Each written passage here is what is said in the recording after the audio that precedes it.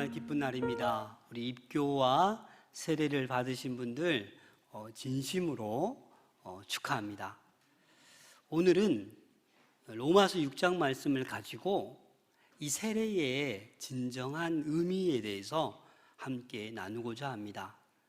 오늘 예배 가운데 입교 세례식을 거행했는데 오늘 입교 세례 받으신 분들만 아니라 함께 예배하는 자들도 이 세례를 통하여 기억해야 할 것이 있음을 여러분들은 명심하셔야 됩니다.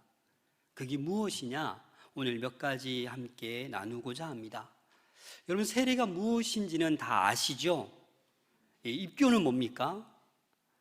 입교는 이 유아 때, 아기 때 신앙을 본인이 고백할 수 없잖아요. 그래서 부모님의 신앙을 대신해서 고백한 다음에 이제 자라나서 이제 내 믿음 내가 고백할 수 있을 때 그때 이제 입교를 받는 거예요. 유아 세례 때 이 세례를 집례했기 때문에 우리는 재세례는 허락하지 않습니다. 오늘 또 두 분 가운데는 성당에서 영세를 받았기 때문에 그게 인정이 되기 때문에 오늘은 또 이렇게 입교로 서약한 것입니다. 또 오늘 세례를 받으신 분들은 어떻게 해요? 본인이 이제 자라서 예수 그리스도를 나의 구주로 영접하고 또 신앙 고백을 하였기 때문에 오늘 세례를 거행하였습니다. 이 세례의 진정한 의미에 대해서 몇 가지 나누고자 합니다. 오늘날 우리 오늘 입교 세례 받으신 분들은 몇 주 정도 공부한지 아십니까? 4주 동안 열심히 공부했습니다. 제가 어제 참으로 놀라운 사실은 바로 이 자리에서 우리 친구들이 세례 문답을 하는데 제가 이제 시작해도 될까요? 했더니 목사님 1분만 더. 그게 무슨 뜻인지 알죠? 좀 더 기억나야 되는데 좀 더 1분만 공부도 하고 싶다고. 제가 이런 친구들 처음 만났어요. 얼마나 열심히 준비했는지. 우리 장로님들 세례문답 끝나고 이렇게 어땠냐라고 들으니까 다들 너무 우수하고 모범적이라고. 오늘 특별한 우리 오늘 입교 세례 받은 분들입니다. 여러분들 축복해 주시고 또 많이 기도해 주시기를 부탁드립니다. 이 세기경에는 이 세례를 받기 위해서 그 세례 준비 기간이 얼마 정도 됐냐면 얼마 정도 됐을까요? 3년을 준비해요. 3년을. 그 성찬에 참여하고 싶어서 이 세례를 받고 싶어서 3년을 준비해요. 3년을. 오늘날에는 보통 4주에서 길게는 10주 정도의 교회에 정해진 교육과정을 마치면 문답하고 나서 이렇게 세례를 베풀게 되어 있습니다. 오늘 본문에 가만히 보면 1절, 2절은 제가 간단히 설명하겠습니다. 1절에 보면 그런즉 우리가 무슨 말을 하리요? 은혜를 더하게 하려고 죄에 거하겠느냐? 이 말은 뭐냐면 로마서 5장 20절에 보면 죄가 더한 곳에 은혜가 더욱 넘쳐나니 이 말은 뭐예요? 죄를 더 많이 지어야 더 큰 은혜를 받는다. 이 말로 오해를 한 거예요. 그리고 엉뚱한 생각을 하는 거죠. 죄를 더 심하게 지어보자. 그래야 은혜가 더 크지. 그런데 바울은 단호하게 그게 아니다라고 얘기합니다. 2절 말씀입니다. 그럴 수 없느니라. 죄에 대하여 죽은 우리가 어찌 그 가운데 더 살리요? 여러분, 예수님께서 나를 위하여 십자가 지시고 돌아가신 사실을 믿으십니까? 믿으십니까? 여기까지는 다 좋아요.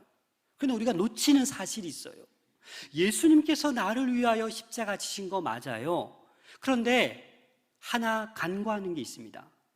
그 십자가에 예수님만 지신 것이 아니라 나도 예수님과 함께 더불어 그 십자가에 못 박혔다라는 사실입니다. 이 사실을 여러분 아셔야 돼요. 그래서 우리는 예수 그리스도와 연합하고 예수 그리스도와 함께하고 예수 그리스도와 한 몸이 된 거예요. 그래서 우리는 이 세례라는 것은 예수님과 함께 어디에? 십자가에 못 박혔다라는 사실이에요. 이 사실을 우리는 잊어서는 안 됩니다. 그래서 예수님께서는 우리의 죄에 대해 죽은 근거가 바로 이 세례임을 오늘 본문에서 말씀해 주고 있는 것입니다. 그래서 세례를 어떻게 베풉니까? 이 초대교회에는 어떻게 요단강이나 강가에 가서 세례를 집례할 때 어떻게 해요? 머리 끝까지 그냥 물에 푹 담기는 거예요. 그게 뭡니까? 물속에 들어가면 호흡을 못 하잖아요. 죽었다라는 거예요. 나는 이제 죽었다라는 거예요. 그런 다음에 이렇게 나오고, 지금도 침례교단에 가면 이렇게 강단에 욕조가 있어요. 욕조가 커튼을 열면 거기 물을 가득 채운 다음에 그렇게 푹 잠겼다가 이 침례를 거행합니다. 하지만 그런 의미가 있다라는 걸 알고 우리는 이렇게 물로 세례를 지금 베풀고 있는 것입니다. 그래서 이 세례의 참된 의미, 그 첫 번째가 뭔지 여러분들 아셔야 되는데, 바로 세례는 그리스도와 함께 내가 죽었다라는 것을 의미하는 거예요. 그게 정말 큰 의미가 있는 거예요. 우리 오늘 본문 말씀 3절 말씀을 함께 읽겠습니다. 3절 시작. 그의 죽으심과 합하여 세례를 받은 줄 알지 못하느냐? 그렇습니다, 여러분. 세례받은 우리는 그의 죽으심과 합해진 거예요. 그래서 우리도 죽었다라는 거예요. 이 사실을 잊어버리면 안 돼요. 그래서 여러분, 이 세례식은 뭐냐? 장례식과도 같은 거예요. 그런데 세상의 장례식은 어떻게 합니까? 요즘은 그런 경우가 없지만 예전에 보면 막 웃고 얘기하다가도 누가 오면 아이고 아이고 막 통곡하잖아요. 또 가면 막 놀다가 또 누가 오면 아이고 아이고 억지로 눈물을 짜내지 않습니까? 이 세례식은 장례식과도 같은 거예요. 왜? 내가 그리스도와 함께 죽는 거니까. 그런데 이 장례식은 슬픈 장례식이 아니에요. 기쁜 축제의 장례식이에요. 이해가 되십니까? 죽음과 동시에 예수 그리스도와 함께 다시 살기 때문입니다. 얼마나 기쁜 거예요. 그래서 이 세례의 진정한 의미는 그리스도와 함께 죽는다라는 것을 여러분들 기억하셔야 돼요. 1900년도 초반에 한국교회를 부흥시킨 위대한 부흥사 김익두 목사님 아십니까? 김익두 목사님이 원래 어떤 사람이었어요? 불량배이고 깡패였어요. 그런데 복음을 접하고 예수 그리스도를 영접한 다음에 이 깡패였던 이 사람이 제일 먼저 한 게 뭐냐면 부고장을 돌렸어요. 그 부고장에 뭐라고 썼냐? 김익두는 죽었다. 그런데 그 부고장을 받은 사람이 너무 막 기쁜 거예요. 이야, 그래, 맨날 깡패짓 하더니 잘 죽었다. 이런 식으로 막 기뻐하는데 몇 달 지나고 시장 한복판에 누가 나타났어요? 김익두가 검은 성경책을 쫙 끼고 나타난 거예요. 그 사람들이 놀란 거예요. 죽었다면서? 근데 목사가 되었네? 그래서 그 가운데 한 사람이 시험하기 위해서 물 한 통을 가져와서 그 김익두 목사에게 확 뿌려버렸어요. 그래서 김익두 목사가 물을 털면서 그 사람을 탁 쳐다보면서, 그 옛날 기질이 있으니까 좀 놀랐겠죠.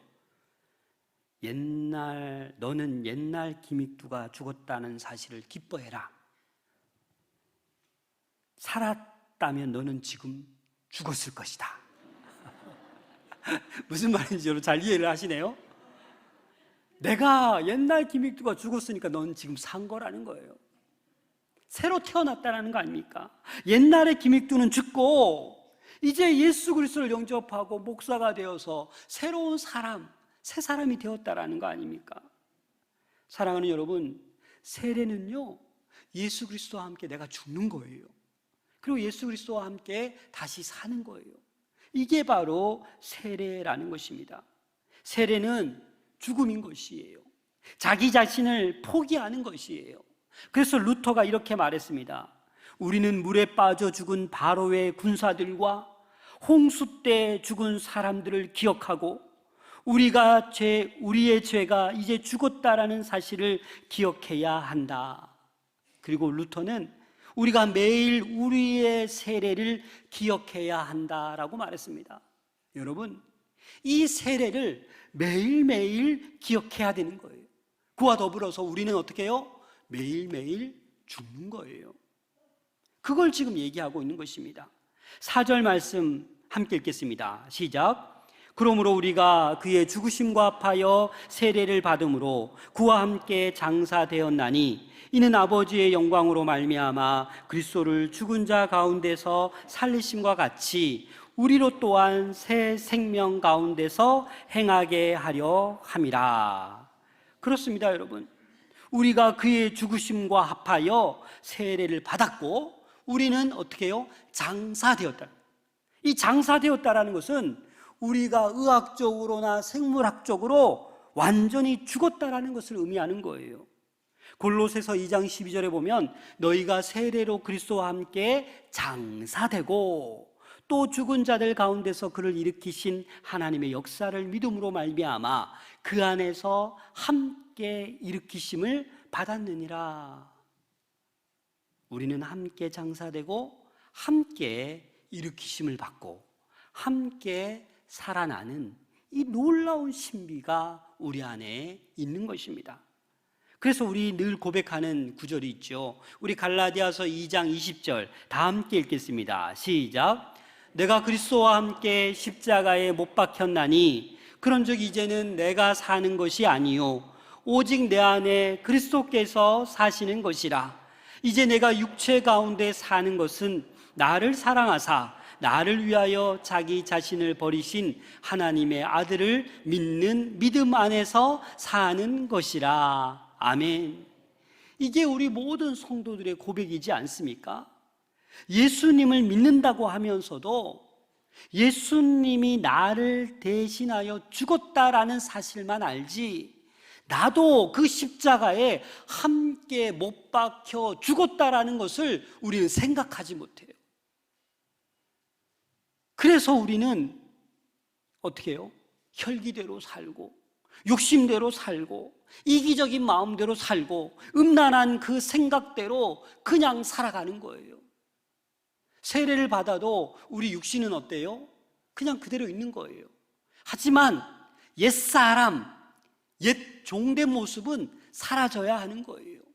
우리의 자아는 죽어야 되는 거예요. 이 자아가 죽지 않기 때문에 우리는 신앙생활을 행복하게 하지 못해요.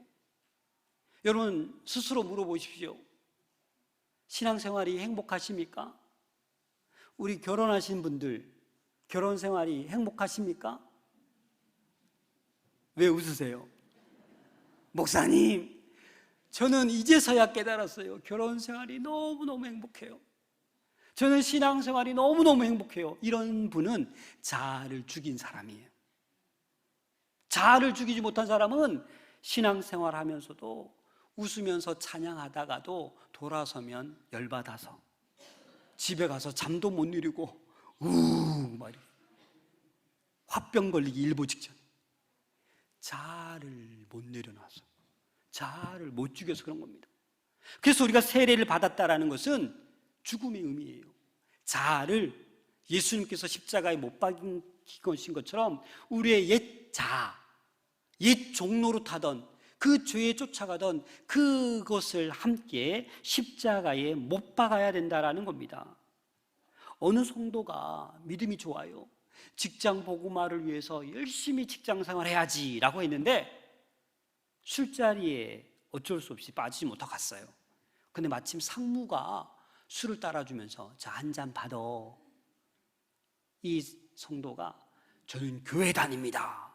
술 못 마십니다. 라고 용기 있게 얘기했더니 옆에 있던 상관이 뺨을 때리면서 어디 상무 앞에서 어디 상무님이 술 한 잔 주는데 못 받는다고 그렇게 혼내는 거예요. 그래서 이 성도가 내가 직장을 그만두자. 그리고 그 다음날 기도원에 갔어요. 하나님, 내가 직장 복음화를 위해 내가 마음을 단단히 먹었는데 이런 모욕을 당했습니다 라고 기도하는데 하나님께서 이런 생각을 음성을 주시는 거예요.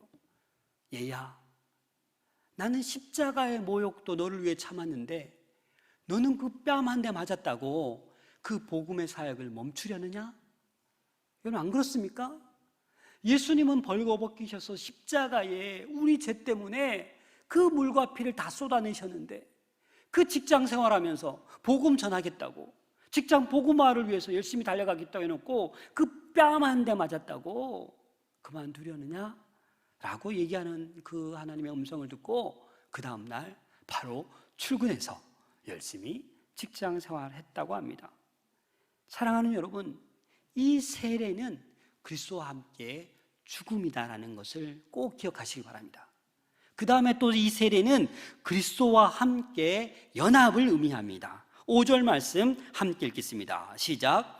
만일 우리가 그리스도의 죽으심과 같은 모양으로 연합한 자가 되었으면 또한 그의 부활과 같은 모양으로 연합한 자도 되리라. 여기 연합이라는 단어에 두 가지 의미가 있습니다. 첫 번째 의미는 united. 이 united는 연합하고 통일된다라는 거예요. 그런데 이 연합의 의미는 모래와 자갈의 결합이 아니에요. 자기 모양 그대로 형체를 유지하면서 합쳤다가 또 마음이 어긋나면 분리했다가, 이게 아니라 여기서 말하는 연합은 물속에 설탕을 넣는 것과 같은 거예요. 어떻게 되는 겁니까? 물속에 설탕을 넣으면 용해되잖아요. 다 녹잖아요. 다시 또 분리될 수 없잖아요. 그와 마찬가지로 이 연합은 그리스도 안에 내가 들어감으로, 그리스도가 내 안에 오심으로 함께 죽고 함께 부활하고 함께 생명을 누리는 이 신비한 연합을 이야기하고 있는 것이에요. 그래서 여러분, 세례를 받으신 분들은 누구와 연합한다라는 거예요? 예수 그리스도와 연합된 거예요. 그래서 예수 그리스도와 연합되어 있기 때문에 나에게 능력이 있는 거예요. 또 이 연합의 두 번째 의미는 접붙이다라는 의미가 있습니다. 여러분, 포도나무에 보면 가지가 부실하면 어떻게 해요? 다 잘라내잖아요. 거기에 새 가지를 접붙여야 열매가 많이 맺혀지는 거예요. 그래서 우리의 옛삶, 그 종로로 타던, 죄의 종로로 타던 그것들은 다 죽음으로 다 도말해버리고 예수 그리스도에게 새롭게 우리가 접붙임 받은 거예요. 그래서 예수 그리스도와 우리는 뭐 한 거예요? 연합된 거예요. 그래서 열매를 풍성하게 맺을 수 있는 것입니다. 고린도전서 15장 31절에 보면 바울이 이렇게 고백했습니다. 형제들아, 내가 그리스도 예수 우리 주 안에서 가진 바 너희에 대한 나의 자랑을 두고 단언하노니 나는 날마다 어떻게 한다고요? 죽노라. 이걸 자랑합니다. 여러분, 이게 뭐예요? 세례를 기억하는 거예요. 내가 예수 그리스도와 함께 날마다 죽는 것을 기억하는 거예요. 나의 자아가 살아나지 못하도록 계속 날마다 죽는 거예요. 이런 바울이 복음을 전하며 고통스러워도 여러분 슬퍼합니까? 짜증을 냅니까? 기뻐합니다. 감사합니다. 찬양과 기도가 끊이지 않습니다. 그 비결이 뭐예요? 예수 그리스도와 연합되었고 예수 그리스도와 날마다 죽기 때문입니다. 사랑하는 여러분, 날마다 예수 그리스도와 연합할 수 있기를 소망합니다. 날마다 예수 그리스도의 죽음을 기억하며 여러분 자아도 죽어야 되는 것이에요. 8절 말씀 보시면 만일 우리가 그리스도와 함께 죽었으면 또한 그와 함께 살 줄을 믿노니. 죽어야 사는 거예요. 산 다음에 죽는 것이 아니라 우리의 이 세례의 진정한 의미는 내가 죽어야 그리스도와 함께 다시 사는 것입니다. 그래서 갈라디아서 3장 27절에 보면 누구든지 그리스도와 합하기 위하여 세례를 받은 자는 그리스도로 옷 입었느니라. 저와 여러분들은 어떻게 해요? 그리스도로 옷 입은 자들이에요. 여러분, 예전에 이런 분들이 있었다고 합니다. 야, 세례를 그러면 나중에 받아야지. 임종 직전에 받아야 죄가 다 사해지지. 이건 잘못된 생각이에요. 여러분, 세례는 몇 번 받을 수 있다고 했어요? 단 한 번. 우리 실수하는 게 있어요. 군대 가서 수영장에 뛰들어서 저기 가면 세례 받는 걸로 초코파이 주거든요. 그래서 그걸 까먹어버려, 잊어버려요. 그래서 교회 와서 저 또 세례 또 받아요. 사실 안 돼요. 그것도 세례예요. 그 세례는 한 번뿐이에요. 한 번 죄 씻음 받으면 여러분 티가 있고 흠이 있어도 여러분 이 죄 씻음으로 말미암아 이 순결함으로 말미암아 그것이 유지되는 거예요. 또 죄 씻음 받고 또 세례 받을 이유가 없다라는 것입니다. 그래서 우리는 그 한 번의 세례를 날마다 기억하고 날마다 나 자신을 죽여야 되고 또 날마다 예수 그리스도와 연합하여야 하는 것입니다. 11절 말씀 함께 읽겠습니다. 11절 시작. 이와 같이 너희도 너희 자신을 죄에 대하여는 죽은 자요 그리스도 예수 안에서 하나님께 대하여는 살아있는 자로 여길지어다. 아멘. 자기 마음대로 말하고 자기 마음대로 생각하고 자아가 시키는 대로만 하고 그렇게 하면 안 되고 너희 자신을 죄에 대하여는 죽은 자요 그리스도 예수 안에서 하나님께 대하여는 살아있는 자로 여길지니라. 그리스도 예수 안에서, 그리스도 예수 안에서. 이 그리스도 예수 안에서라는 말은요, 예수 그리스도의 통치를 받겠다라는 말이에요. 내 자아, 내 생각대로 내가 살아가는 것이 아니라 내 안에 내 자아는 내려놓고 예수 그리스도를 내 마음의 중심에 모시고 예수 그리스도의 통치대로 그 계획대로 살아가겠다라는 것입니다. 그래서 우리는 이 세례의 진정한 의미를 통해서 주인이 바뀌는 거예요. 죄의 종로로 타던 내가 예수 그리스도를 주인으로 삼고 주인이 바뀌는 거예요.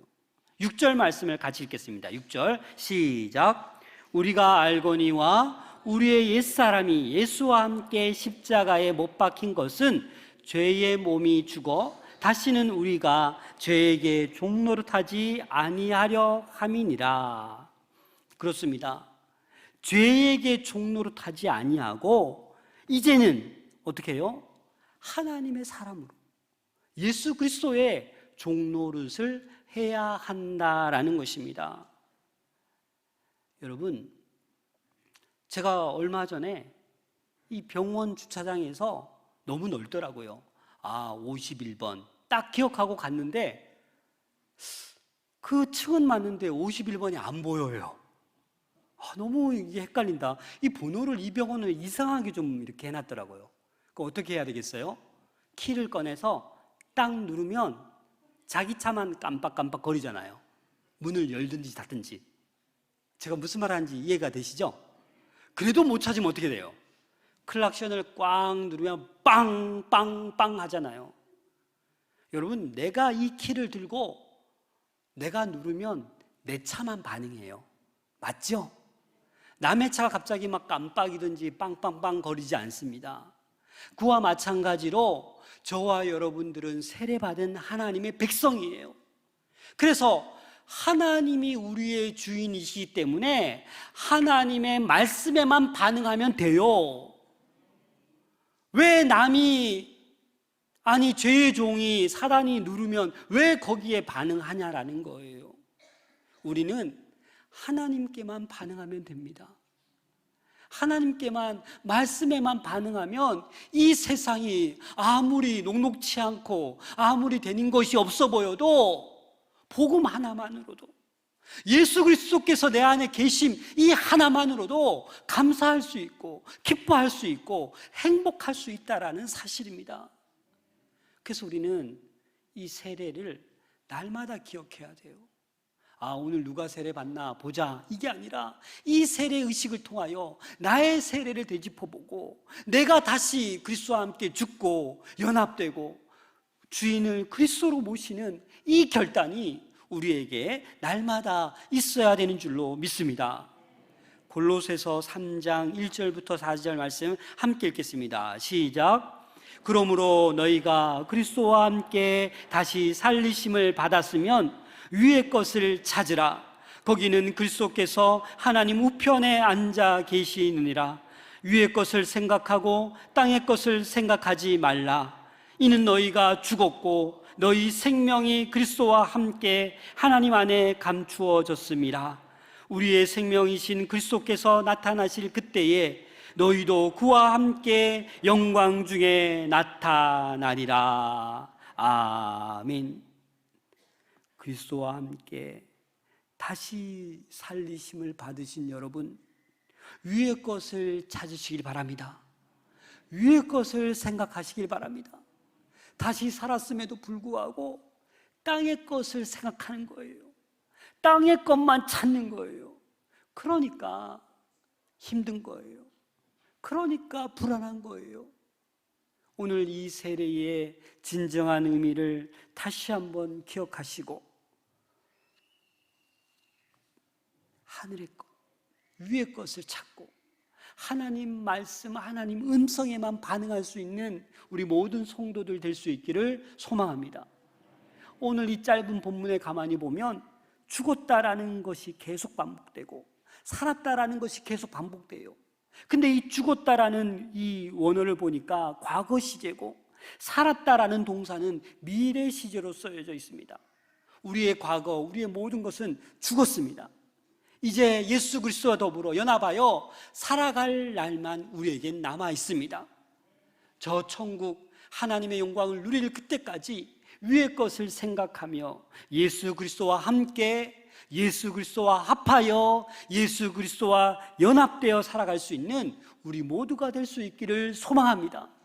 그래서 바울이 오늘 짧은 이 본문에 합하여, 연합하여, 함께라는 단어를 9번이나 계속 언급하고 있더라고요.